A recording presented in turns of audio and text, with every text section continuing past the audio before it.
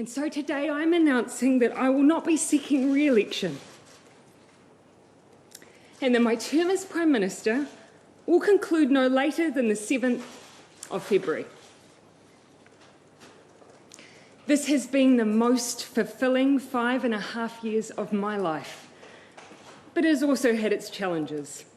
The decisions that have had to be made have been continual and they have been weighty.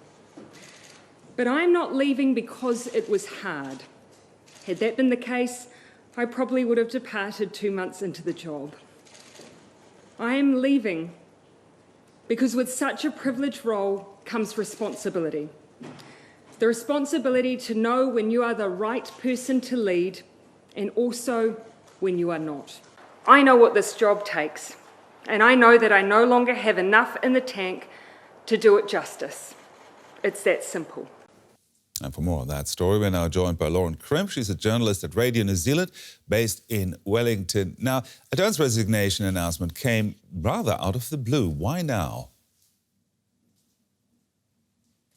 Kia ora, hello. Yes, it did. It was an absolute shock today for many journalists, politicians, people out on the street alike. Why today? Well, as we've just heard from the Prime Minister, she said she simply doesn't have enough left in the tank and that it's time to spend time with her family. But it's worth noting there is also speculation that with Labour falling in the polls, they could be staring down an election defeat this year, so Ardern may be calling time before that potentially happens. Now, how are New Zealanders reacting to this news? She surely has a lot of supporters, but there are critics as well, right? Yes, absolutely. So from people we've been speaking to, community leaders, politicians, people out on the streets today, they are speaking to Jacinda Ardern's kindness and empathy and strength in the face of a crisis. However, yeah, as you say, they are. She does have some people who aren't her fans, and of course, a lot of that has been down to the pandemic and COVID restrictions. So there were some people outside the event today where Jacinda Ardern was speaking that were clearly celebrating her resignation. But on the whole, I think the country is really feeling that this is going to be a big loss. So tell us more about her leadership as a PM. Yeah, so I said earlier about kindness, empathy and strength, and that's something that Jacinda Ardern has been, kindness specifically, she's been talking about bringing to the table since she first became leader and Prime Minister.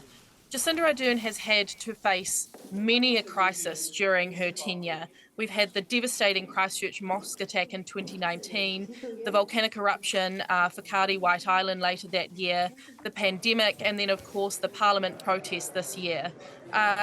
As a leader, political scientists are saying she has had to weather more than most, more than probably anyone since leadership during World War II, at least here in New Zealand.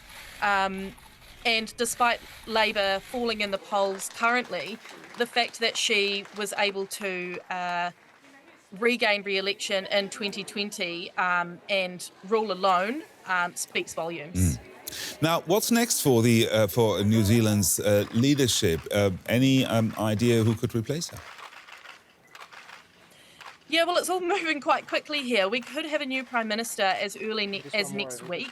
Caucus is going to vote on Sunday to decide if there's anyone within their ranks that should be the leader. And if they come to that decision, then Jacinda Ardern's resignation will be effective. Now, who could it be? Well, notably, our Deputy Prime Minister, Grant Robertson, has ruled himself out. He's consistently said he does not want the job, nor does the Labour Party leader, Kelvin Davis. But some top ministers' names are being thrown around. Chris Hipkins, Minister Megan Woods, and Michael Wood, as well as lower ranked but rising ministers like Kiri Tapu Allen. So really it's anyone's game at this stage. We certainly wouldn't say there's a particular front runner. Lauren Crimp there, journalist at Radio New Zealand based in Wellington. Thank you very much.